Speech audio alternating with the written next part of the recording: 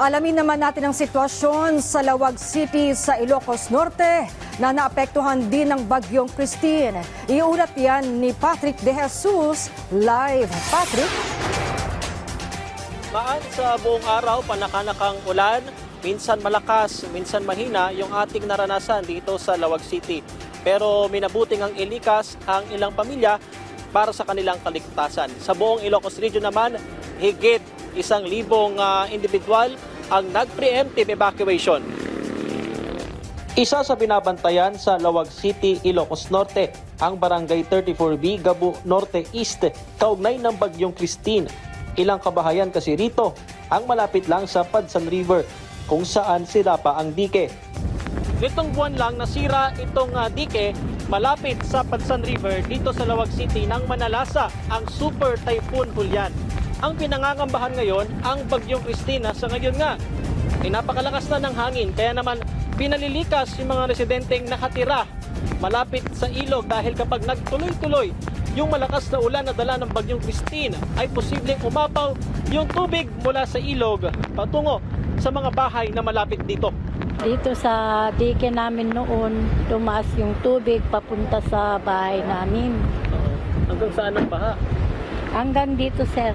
Sa loob ng bahay namin. Halos abot ng tuhod. Opo, sir. Higit 100 pamilya sa Lawag City mula sa 4 na barangay ang sinailalim sa preemptive evacuation at pansamantalang nanatili sa mga evacuation center. Hindi naman kinalimutan ng mga bakwit ang kanilang mga alagang hayop, gaya ng pamilya ni Rodante na kasamang inilikas ang kanilang alagang aso. So, anong pangalan niya? Pat, sir. Si? Pat. Si Pat. Bakit sinama si Pat? Parang anak namin, sir. Every time nag-evacuate kayo, sinasama niyo? Oo, sir. Gaano ba kalaking bagay sa inyo si Pat? Gaano siya kahalaga? Ano na yung turing niyo sa kanya kumbaga? Kumbaga, sir, pag umaga, ginigising ka magtrabaho. Sa buong araw, panakanakang ulan lamang ang naranasan sa lungsod. Kaya naman may ilang evacuees na ang pinayagang makabalik sa kanilang tahanan. We were very lucky because yesterday we talked to Pagasa and Pagasa told us categorically that the bagyo would hit us mga between 11 to 12 p.m. last night and that it would be masyadong malakas. But look what happened. It turned out to be mahina, okay, which is really good. But what we did was we did preemptive action by bringing evacuees out of their houses because those houses are flood prone. Sa buong Ilocos Region, higit 300 pamilya o 1,000 individual ang sinailalim sa preemptive evacuation.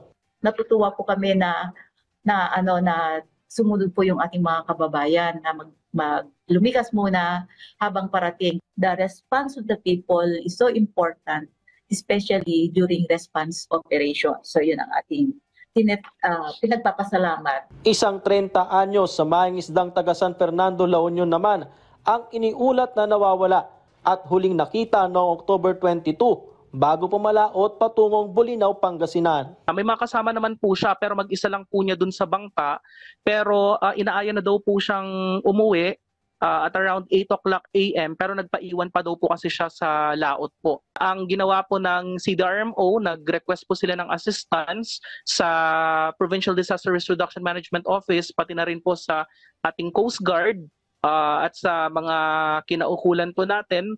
And ongoing po yung kanilang search and rescue operation po sa ngayon. Maan patungkol doon sa nawawalang mangingisda na taga San Fernando, La Union na si Ginoong Albert Beato. Kinalerto na nga rin yung mga karatig na coastal towns. Nang huli siyang makita noong October 22, yung suot niya ay orange na long sleeve at yung kanyang bangka ay kulay puti na may gray. Sa mga may detalye nga po ay ipagbigay alam natin sa mga otoridad.